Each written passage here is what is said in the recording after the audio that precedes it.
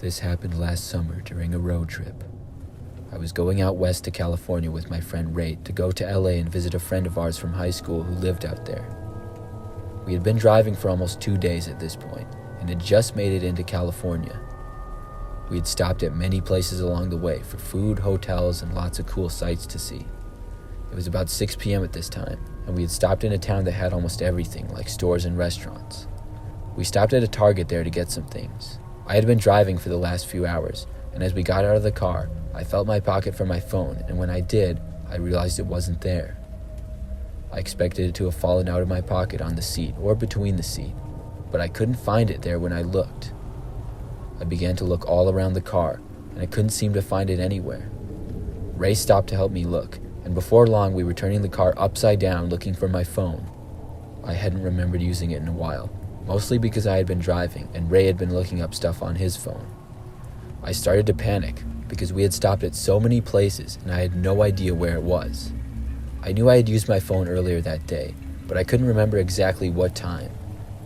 We had a lot of stuff in our car, so we got back inside and Ray decided to call my phone, hoping that it was still hidden somewhere. We shut the doors so it would be quiet, and as Ray called me, we listened closely for a ring to come from somewhere inside the car. As the call was made, my heart dropped as I didn't hear any sound at all coming from inside the car. I feared the worst, but Ray said maybe my phone was just dead and that's why it wasn't ringing. But just then, something unexpected happened. Someone answered my phone. We were so shocked that we didn't know what to do or say for a second. Ray said hello eventually, but there was silence on the other end. Ray explained that I had lost my phone, and whoever this was who had answered it had my phone. Still, there was no response. Then, an almost whispered voice on the other end said, "I can see you." We thought this had to be a prank, but also didn't really know how to respond to this. The voice once again said that they could see us. Then they told us how we were sitting in the Target parking lot and described the kind of car that we were in. Suddenly, we both got very creeped out. We asked who this was, but they didn't answer. I asked if I could please have my phone back, but after that, whoever was on the other end hung up on us. Ray and I were both really creeped out, and it was pretty obvious at this point I wasn't going to get my phone back, so we both decided to just leave and we'd stop someplace else. We drove away, but about a half hour later, as we were driving down the road, Ray got a call on his phone. It said it was from me, and when he answered it, he put the phone on speaker. We heard the same voice from before on the phone again, and they said once more that they could see us and then hung up before we had a chance to respond. We kept driving and didn't stop for about another hour. We were looking over our shoulders for the rest of the day, but nothing else strange like that ended up happening. I ended up getting a new cell phone once we got to LA, because my other one was getting kind of old anyways. But there's more to the story. About a month later, after we had returned from California and I was back home, I got a package in the mail. Inside of it was my old phone with a piece of paper attached to it which read, "I don't need this anymore. Thanks for the information." This was really creepy. How did they know my address? And how did they know where Ray and I were driving? I had so many questions and was kind of worried for a few weeks after that, but nothing else ever happened since. Maybe it was just some sort of a prank, but either way, it was pretty creepy.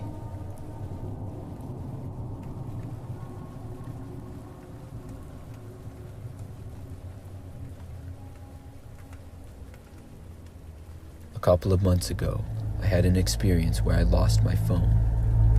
It was during one night when I was at the grocery store like any other. I left my car to go into the store, but about 10 minutes later, when I wanted to use my phone, I realized that it wasn't in my pocket. I realized I had probably forgot it in the car where I had it earlier, so I walked out to the car, but when I did, I couldn't find it. My fear was that my phone fell out of my pocket as I left the car, and someone else took it, because it wasn't anywhere on the ground that I could see.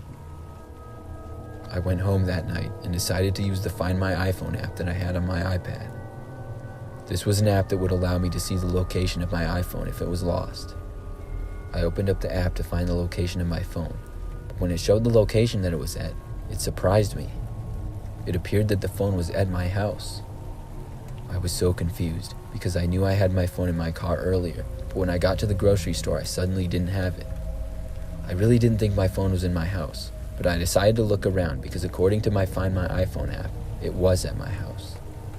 After searching all over the place in every possible location I could think of, I determined that it definitely wasn't there. I guess the Find My iPhone app must have been broken or something. But the next day, I decided to try it again.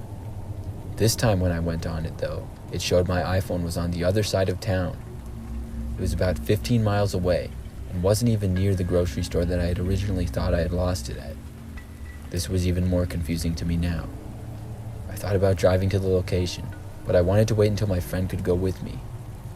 I could still message on my iPad, so I asked my friend Robbie to go with me, and he said he could when he was done with work that night. Several hours later, at about 6 p.m., I was in my living room when I heard the sound of my back door rattling. It sounded like someone was trying to get inside, and I thought maybe it was Robbie, so I walked over to the door. But as soon as I got a look at the back door, I saw a figure of a man much larger than Robbie, and I did not recognize who it was. I didn't get a good look at his face at all, and I darted back out of view of my back door and ran into my bedroom. I took my iPad in there, and I heard whoever was there keep trying to open the door. Then the noise stopped, and it got quiet until I started to hear noises from a back window. I decided to call the police from my iPad and tell them that there was an attempted break-in at my house. I stayed hidden in my bedroom as I waited for the police to arrive. As I was on my iPad, I switched apps to message Robbie what was happening. When I passed the Find My iPhone app, I accidentally opened it back up, and when I did, I saw that my iPhone was now showing that it was back at my house again. That's when my brain connected the dots, and I realized whoever was trying to break into my house must have had my phone. The house got silent again for a while, and eventually the police arrived. When they did, I told them everything I knew. We tracked my iPhone once more to a different location, but this location turned out to just be on the side of a random road, not really near any buildings. I was able to get my phone back, but I never figured out who took it.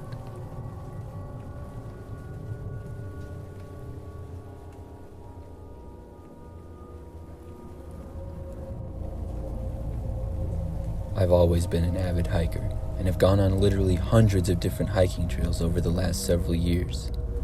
I've explored just about every trail and good place to hike near where I live, and whenever I travel, the first thing I do is look for good trails as well. I really enjoy being out in nature whenever I can, and it makes me feel really good and relaxes me. Anyways, the story I'm telling you occurred about 2 years ago now. I went to a trail near a wooded area which was about 15 minutes away from where I live, really out in the wilderness. There was a hiking path in the area, but I wanted to go off the path a little bit because I had been on the hiking path before. There was some great land in the area, and even though there wasn't an official path in this one spot, there was plenty of space to walk around, and it was kind of an unofficial path. I walked down that ways for a good 30 minutes or so, but then the terrain started to get really rough, and after a while, I wasn't really equipped for it with the shoes that I had on, so I turned back to return to my car. I got back and drove all the way home before realizing that I didn't have my phone on me. I got that terrible feeling you get when you lose your phone, and after looking around in my car, I realized I hadn't remembered using my phone since I had been way out in the woods. I realized that I knew exactly where it probably was. Well, not the exact location, but an estimated area of where it would be. I realized it likely fell out of my pocket as I walked over the rough terrain in the woods. By now it had gotten dark out, and I was a little bit hesitant to go back out there, but I had been out in the woods at night before, and I wasn't scared at all. I hadn't seen anyone else in the park that day either, so I wasn't too concerned anyone would take my phone or anything like that. Like most people, I used my phone for everything, so even though it was nighttime, I decided to drive back and quickly go out to get my phone. I was very confident I would find it, and as I got there and set out to the path again, I couldn't help but feel slightly creeped out entering the woods at night all by myself. I walked on the path to the point that I had gone off of it earlier. I have always been really good with directions and landmarks, so I knew it was the same spot. Then I followed the little unofficial trail until the part with the bumpy terrain to where I expected my phone to be. And as I entered the area, I thought I heard a noise of a tree branch cracking in the distance, maybe 50 feet away. It caused me to pause in my tracks and go silent, but I heard nothing else. As I started to walk again, I heard more noises though. I thought it was some type of animal and looked in the direction. I didn't see anything, and then heard the noise of walking in the distance again, but it sounded distinctly like a human the way the footsteps were. Still, I knew it was unlikely that anyone would be out here now. I nervously decided to call out hello on the slim chance there was another person out there, but I got no response. I wasn't sure what kind of animal it would be though, and as I slowly walked closer, suddenly I finally saw my phone on the ground. It was such a relief to finally see what I had been looking for. Now I could get out of the woods. I picked it up, and as I did, I started to hear the noises again coming towards me. I just couldn't tell what was making the noises. I looked all around, and finally off in the distance, I thought I saw what appeared to be a person ducked behind a tree. All I really saw was a leg for a second, and that was it, but I decided to get out of there as quickly as I could. I didn't want to run, so I started slowly walking, but it quickly turned into a fast walk, and as I heard noises behind me, I couldn't take it anymore and I turned it into a full sprint. I ran as fast as I could through the woods, hearing some noises behind me as I did. The noises weren't really that close, and I couldn't tell for sure if I was being followed or not, but I was not wasting a second in there longer than I had to. I had my phone, and I was just happy to get out of there. When I finally made it back to my car, I immediately started it up and left. I drove home, and once I got back, I finally was able to respond to some texts that I had gotten and things like that. As I was on my phone, I noticed that the camera app had been opened. I went on it and noticed some photos on my phone that I didn't recognize. There were several pictures taken on my phone during the time that it had been lost in the woods. One appeared to be of the sky, and another couple were of the ground that were blurry. Then I saw one that appeared to be a man, but it was really blurry. I couldn't make out any details of his face with how blurry it was or anything like that, but seeing those photos really gave me the creeps. That woods was really out there in kind of the middle of nowhere, and I can't believe anyone else was out there, much less who would have been on my phone.